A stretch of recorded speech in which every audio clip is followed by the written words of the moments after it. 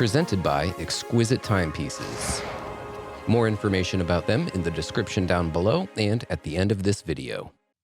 The Rolex Submariner is one of my favorite watches, but I bought my Submariner a little over 4 years ago, and the truth is, if I was looking to buy one today, the odds are pretty good that I wouldn't wind up getting it. I know a lot of you guys are looking to buy this watch right here. It's the latest iteration of the Submariner, the 41mm version with its slimmer, reprofiled lug design, and you're trying to figure out how to get your hands on one. And for most of us, the options are pay an exorbitant price on the pre-owned or gray market, or get on a waiting list at an authorized dealer and hope that you'll get the call sometime this decade. But the truth is, there's a lot of watches to consider that are either available for purchase right now, or in some cases, a whole lot less expensive, and even watches that are better overall quality. And that's what I want to do today, is take a look at 5 watches that I think are great diver alternatives to the Submariner that you should probably consider if you find yourself in the position of not being able to get your hands on a Rolex today. First up, we're going to start with an obvious choice, and that's the Omega Seamaster. And yeah, I have reviewed the black dial version of this watch in the past, but this is my first time that I've really gotten an extended up-close look at the white dial, and I gotta say, wow, it is pretty stunning. I grabbed the white dial version from Exquisite Timepieces for this review because there's a lot of reasons why someone might be looking for alternatives to the Submariner, and one of them might be that they want to try something a little bit different. And look, you most certainly can't get a white-faced dive watch like this with the word Rolex on the dial. Like I said in the prelude of this video, some of the watches on this list are technically superior to the Submariner, and I could argue that the Seamaster is one of them. From the Master Chronometer 8800 movement to the white ceramic dial with laser engraved wave pattern to the overall fit and finish, this watch most definitely gives the Sub a run for its money. And speaking of money, did I mention that this costs $5,200?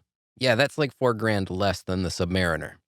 On the wrist, I'd say that this watch does wear a hair bigger than the Submariner, even my older super cased version, but on my 6 3/4 inch wrist, it's not too large. And part of that sense of wrist presence might just be that it's the white dial. I always feel like white dials stand out more. This watch has all of the features you want, and even some you don't need. It punches way above its weight class in terms of value for money compared to the Submariner, and it's one that, like I said, was an obvious choice. But for you guys out there who have your heart set on a Rolex, give this watch a closer look because you might just wind up preferring it. This video is presented in partnership with Exquisite Timepieces, my local brick-and-mortar watch dealer located here in Naples, Florida. Exquisite is an authorized dealer of dozens of watch brands, including Omega, Seiko and Grand Seiko, Blancpain, Breguet, and many, many more. Exquisite also has a fantastic selection of pre-owned watches with new inventory coming in daily. So if you're looking for your next watch, I highly recommend checking out their website, exquisitetimepieces.com, or calling their store at 239-227-2932. And if you do happen to talk to them, let them know that you heard about them from Guy and the JustBlueFish channel. I can't recommend them enough.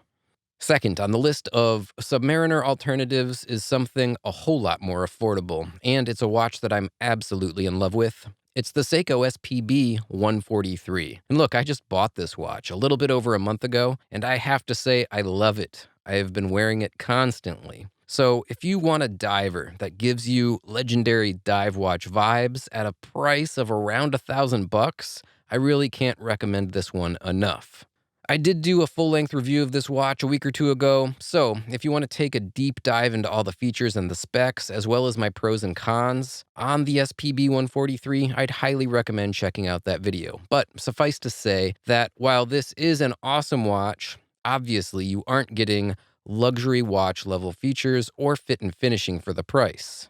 Despite some of the shortcomings, for me, this is a Hall of Fame dive watch. I just love the styling and the aesthetic on this piece, and I enjoy wearing it so much. It's based on the 1965 classic 62 Moss Seiko diver, and it gives you all of those vintage Seiko diver vibes in a much more modern build.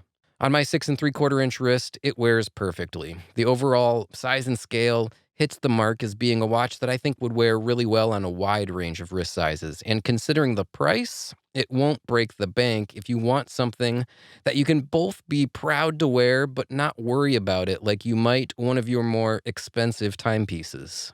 Like I said, it's not without a few shortcomings, and I've covered all of those in my full-length review, but I have absolutely no regrets about having purchased this watch for my collection, and I highly recommend that you guys give it a closer look if you haven't already. So my third watch on the list is a Grand Seiko diver. I figured we took a look at a more affordable Seiko, so why not see what Grand Seiko has to offer? And this is the SBGA 231. It's a titanium watch running the Grand Seiko spring drive caliber 9R65, and it comes in at a price of $7,100. So, I don't think that Grand Seiko divers get enough love, and that might be in part because of the success of the non-sports watches that Grand Seiko is currently producing. Things like the Snowflake, they're great, fantastic watches, and perhaps they do overshadow what the brand is doing in its dive watch range.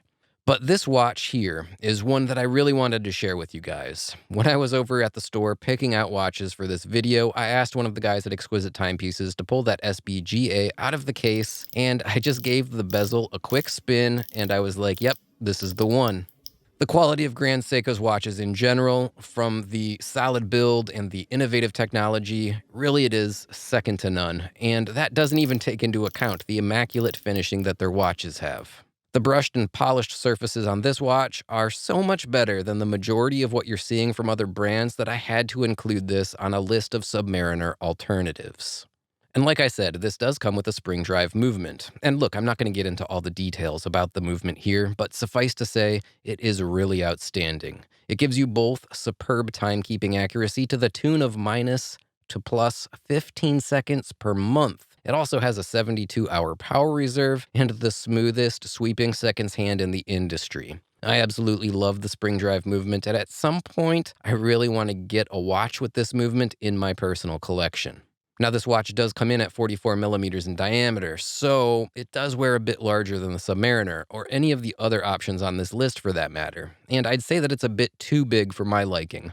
But if you have a wrist at or above 7 inches, or if you just prefer a watch with a larger wrist presence in general, you're probably really going to like this one. And since it's made from high-intensity titanium, while it might look a bit larger on the wrist, it wears like a feather, and I can imagine it would be great for all-day comfort. Number 4 on the Rolex Submariner Alternatives list is another fairly obvious choice, but just because it's obvious doesn't mean that it's not a great choice, and that's the Tudor Black Bay 58. And I've only recently been dialed into the awesomeness of the Tudor Black Bay 58, having done a full review of this watch just a couple of months back, and I have to say, I'm super impressed with it. Unfortunately, it took me way too long to join the party of Black Bay 58 fans.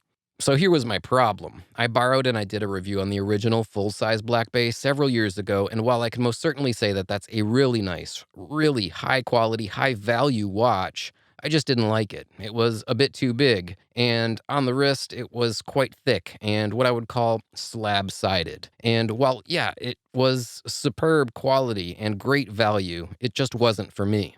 So, since I wasn't too into that watch, I never put much of a priority on taking a closer look at the Black Bay 58, and in retrospect, I can say that that was a huge mistake. This watch is outstanding. It fixed nearly all of the complaints that I had with the original, larger version, and it's nearly perfected the watch. Wearing the 58 feels like they designed the watch just for me. And at $3,700, this might be the biggest value proposition on the list. It's super high quality. It has a great in-house COSC movement, and on my 6 3/4 inch wrist, it fits like a glove. I even love the golden accents and the gilt dial and the bezel insert, and that's something that I didn't expect to be so into. But yeah, I think the styling is fantastic as well. Well, except for the snowflake hands. I'm just not a huge fan of those. But if you want to save a bundle of cash and you want a watch that has a little bit of the Rolex heritage, but still comes off distinctly different than the Submariner, I'd say give the Black Bay 58 a really close look. This is the watch that I might buy today if I didn't already own a Submariner, and I did want to add a luxury diver to my collection. And that brings us to the last watch in my list of 5 Rolex Submariner alternatives. And it's a bit of a dark horse. And it's one that I think has been overlooked by far too many people because it's seriously a nice watch. And that's the Glashoot Original CQ. The CQ is actually the only watch on our list that comes in at a price above the Submariner's suggested retail price. Brand new, this green dial, green bezel model has a retail price of $10,200. Now, of course, you probably can't find a Submariner at retail, and if you were going to buy one in the aftermarket, it's going to cost more than that, but I digress. There's also the black dial, black bezel variant, which I actually did a full review on in the past, and that comes in at a slightly more affordable price of $9,900, but I doubt anyone's going to go ahead and split hairs over $300, so they're effectively the same price. That said, like I mentioned in my original review of this watch, it is extremely nice. At 39.5 millimeters with a thickness right around 12 millimeters, it wears on the wrist perfectly as well. It's not too big, it's not too small, it should be a real crowd pleaser for just about everyone. And to help get that perfect fit, it has a really clever hidden micro adjustment system where you push down on the logo on the clasp and you can let the bracelet in or out by a few millimeters in either direction without any tools at all. It runs the exquisitely finished in-house Glashoot caliber 39-11 movement, which sadly is hidden behind a covered case back. It is a dive watch after all, but if you ever get a chance to go by an authorized dealer, check out some of the brand's watches and see if you can find one with a display case back. They are really nicely finished movements, and it's something that, if you enjoy that kind of thing, you'd really got to see in person.